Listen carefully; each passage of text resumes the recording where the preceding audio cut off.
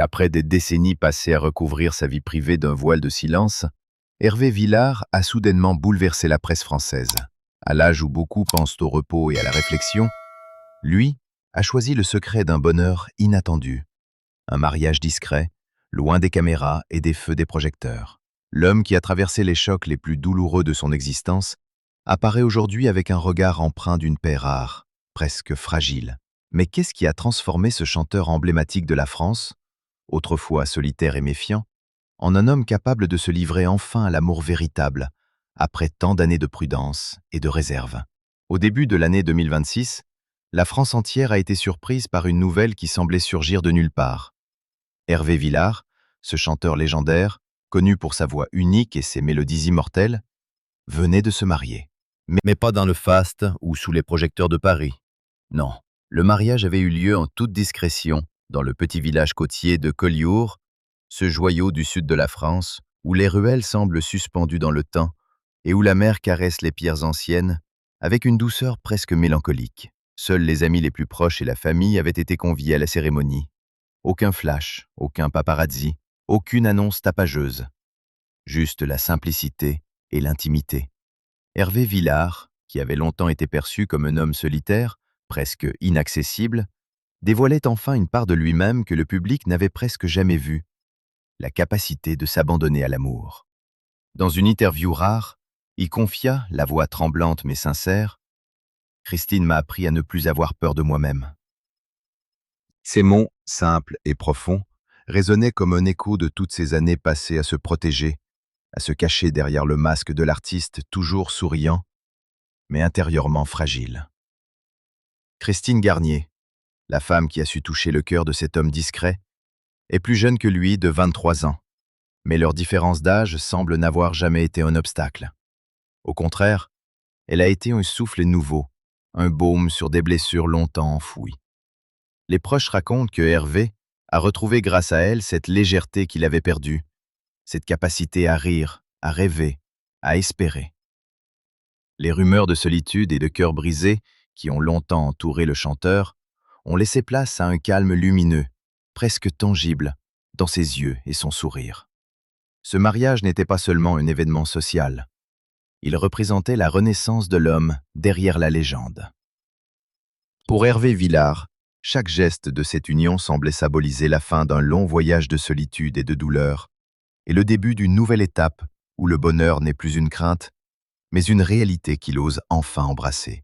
Et si la France entière était fascinée par la discrétion de l'événement, pour ceux qui connaissent l'homme, c'est surtout le courage qu'il a fallu pour ouvrir son cœur à nouveau qui impressionne le plus.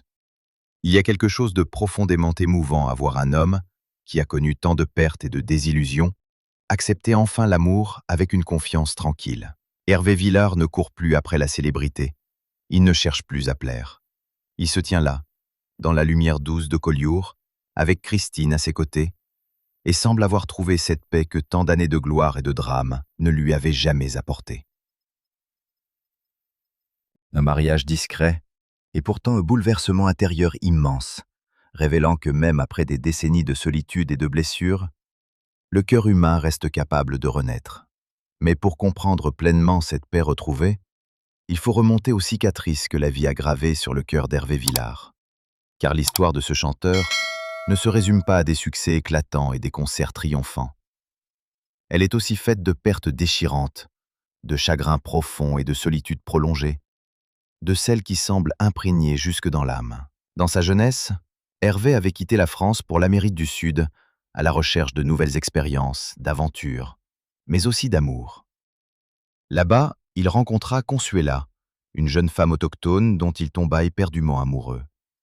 Leur amour était passionné, vibrant, un rêve de famille et de bonheur simple. Ils attendaient leur premier enfant, qu'ils avaient même décidé de nommer Pedro. Mais le destin, cruel et impitoyable, frappa de façon tragique. Un accident de la route ravagea tout. Consuela et l'enfant à naître furent arrachés à la vie.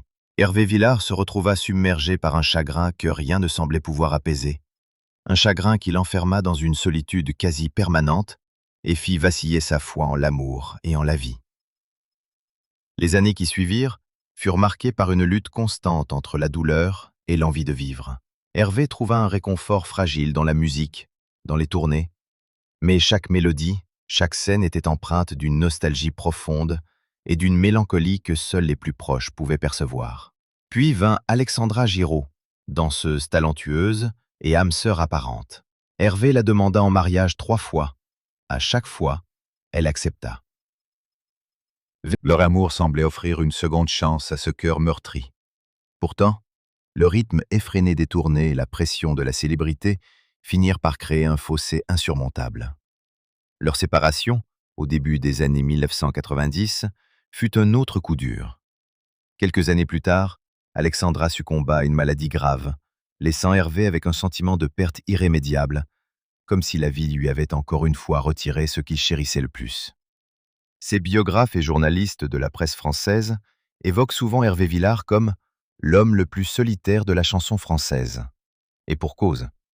Pendant des décennies, il choisit la discrétion, l'isolement, parfois même l'évitement de tout contact médiatique, préférant se protéger de nouvelles blessures. Sa peur de l'amour était tangible, presque poétique dans sa tragédie. Tout ce qu'il aimait semblait s'évanouir, le laissant seul avec ses souvenirs douloureux.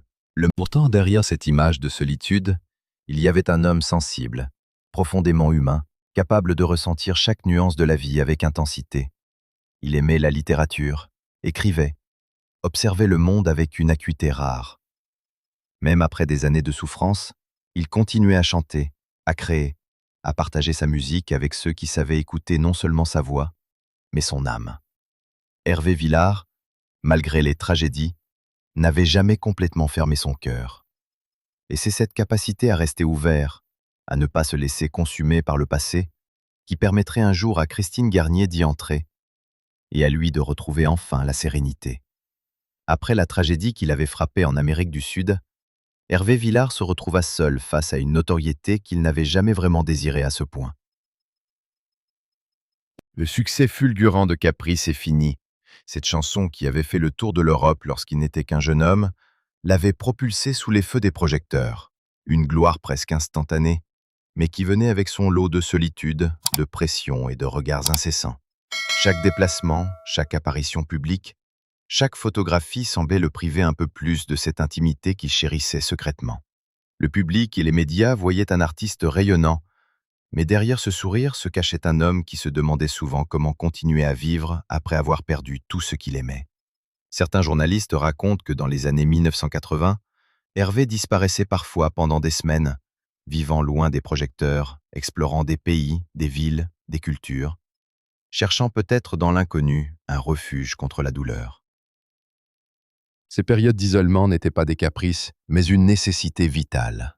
Il devait se retrouver, reconstruire son monde intérieur, respirer dans l'espace qu'on lui refusait ailleurs. C'est dans ce contexte qu'Hervé rencontra Alexandra Giraud.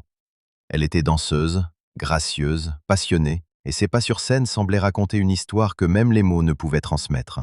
Pour Hervé, Alexandra représentait un souffle de vie, une lumière au milieu de l'obscurité qui avait longtemps envahi son cœur. Il la demanda en mariage à 3 reprises, et à chaque fois, elle accepta. Leur amour semblait tenir debout malgré les cicatrices de l'artiste et la pression constante d'une carrière qui ne ralentissait jamais. Pourtant, l'ombre de la célébrité et le rythme infernal des tournées finirent par les séparer. Les kilomètres, les obligations, les contrats et les attentes de milliers de fans creusaient un fossé invisible mais profond. Hervé Villard, malgré sa passion pour la scène, commençait à ressentir l'amertume de ne pouvoir concilier vie privée et carrière. Cette période a marqué un tournant. Il comprit que même les amours les plus sincères pouvaient être fragiles face aux exigences du monde extérieur. La presse commença à relater ses absences, ses silences, et certains médias français allèrent jusqu'à dire que l'artiste vivait presque comme un ermite, éloigné de tout, de peur de revivre des blessures insupportables. La solitude, une vieille compagne, semblait s'installer durablement dans sa vie, mais elle n'éteignait pas sa créativité.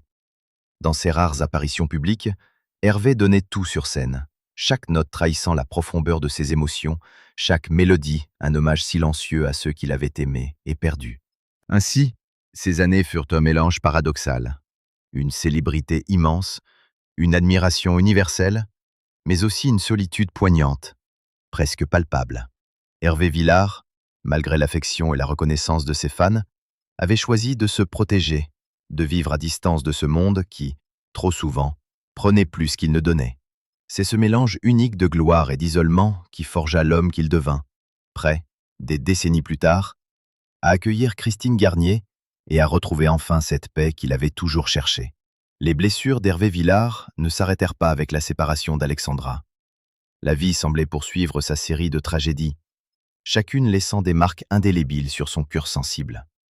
Alexandra, après leur rupture, fut emportée par une maladie grave. La douleur de perdre une personne aimée une seconde fois, après Consuela et leur enfant à naître, fut presque insurmontable.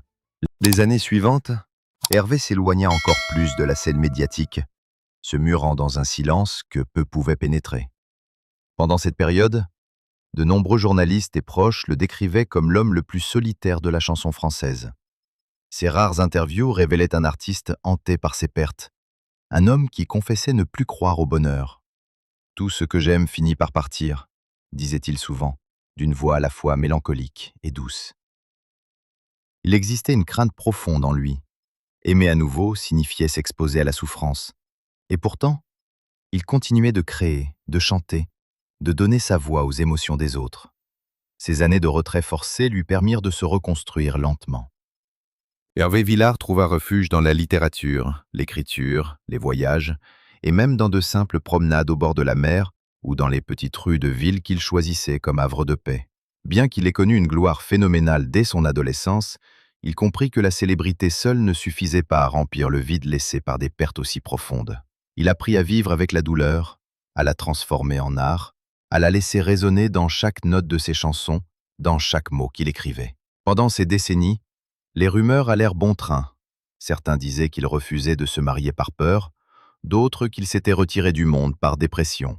La vérité, plus nuancée, était celle d'un homme vulnérable mais résilient, qui savait que le temps pouvait guérir certaines blessures, mais que certaines cicatrices resteraient toujours visibles dans le reflet de ses yeux.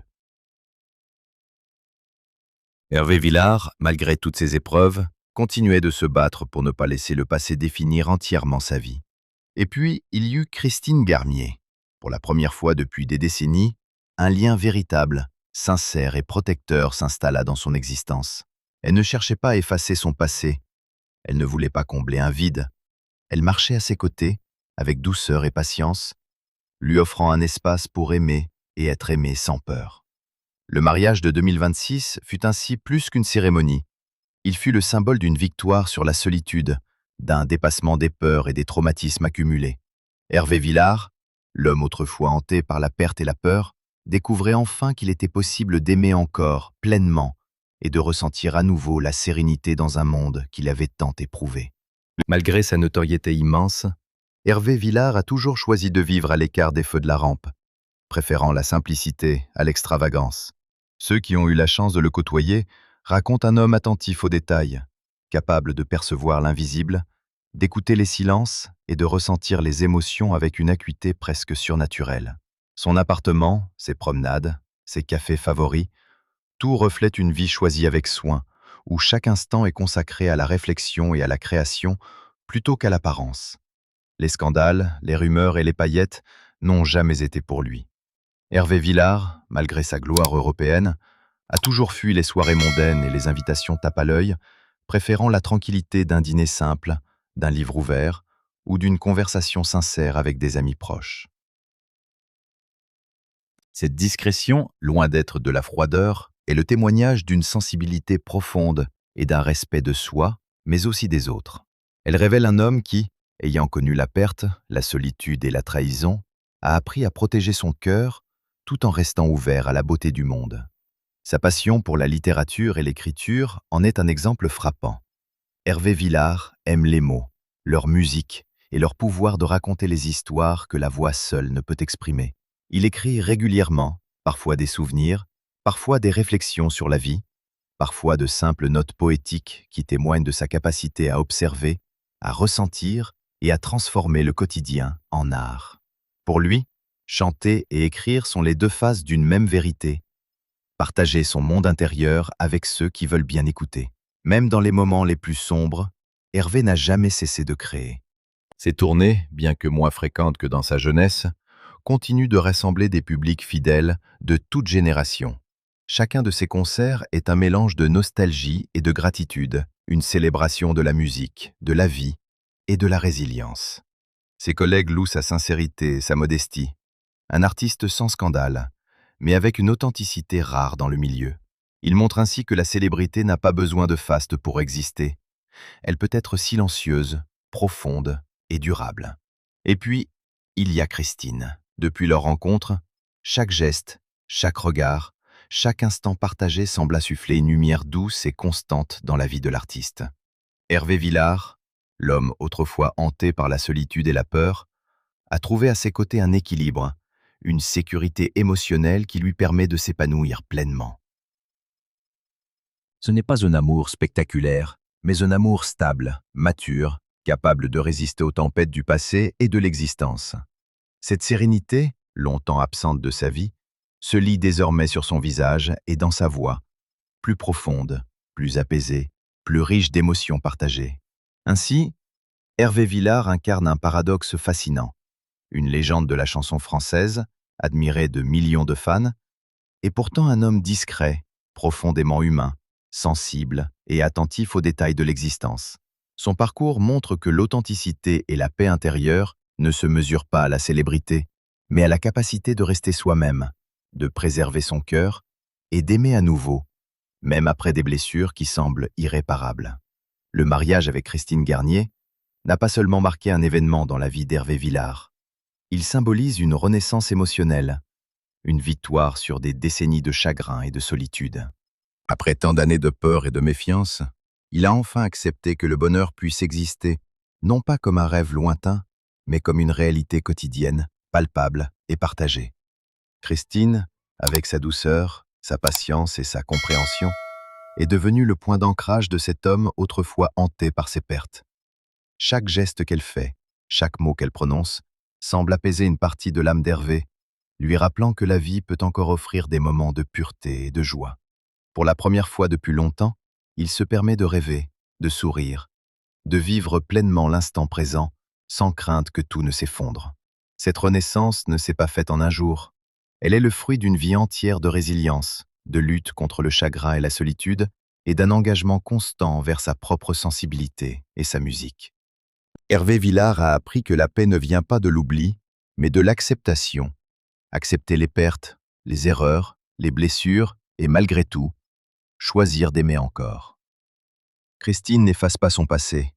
Elle l'accompagne, l'enrichit et transforme les cicatrices en force, en profondeur, en capacité d'émerveillement renouvelée. Les fans, les amis et même les journalistes ne peuvent que constater la transformation. L'homme autrefois méfiant, solitaire et parfois distant, apparaît aujourd'hui serein, ouvert, lumineux.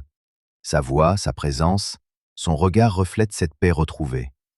La musique d'Hervé Villard, qui a toujours été empreinte d'émotion, semble désormais plus douce, plus mature, plus riche encore, comme si chaque note portait non seulement le poids des souvenirs, mais aussi la chaleur de la réconciliation avec soi-même et avec le monde. Cette histoire rappelle que la vie peut être cruelle, mais aussi généreuse. Que les pertes, les douleurs et les solitudes ne sont pas une fin en soi, mais parfois la préparation nécessaire pour accueillir un bonheur véritable. Hervé Villard, après avoir traversé tempêtes et nuits sombres, a trouvé cette lumière qui lui avait longtemps échappé. Il a appris à aimer sans peur, à se laisser guider par le cœur et à découvrir que la sérénité n'est pas un luxe, mais un droit que chacun mérite, même après des décennies de combats intérieurs. Ainsi, à Collioure, dans ce village où la mer murmure des histoires anciennes, Hervé Villard tient la main de Christine, et dans son regard, on lit la paix, la gratitude et l'amour enfin retrouvés. Une leçon de résilience, de patience et d'humanité, offerte à ceux qui l'écoutent chanter, mais surtout à ceux qui savent que le bonheur peut revenir, même après les plus longues nuits. Hervé Villard, à travers des épreuves, les pertes et les silences, nous rappelle que la vie, malgré ses tempêtes, offre toujours la possibilité de renaître. Aujourd'hui, entouré de l'amour de Christine et porté par sa musique, il incarne la résilience, la sérénité et la beauté d'un cœur qui a su guérir, aimer et transmettre sa lumière au monde.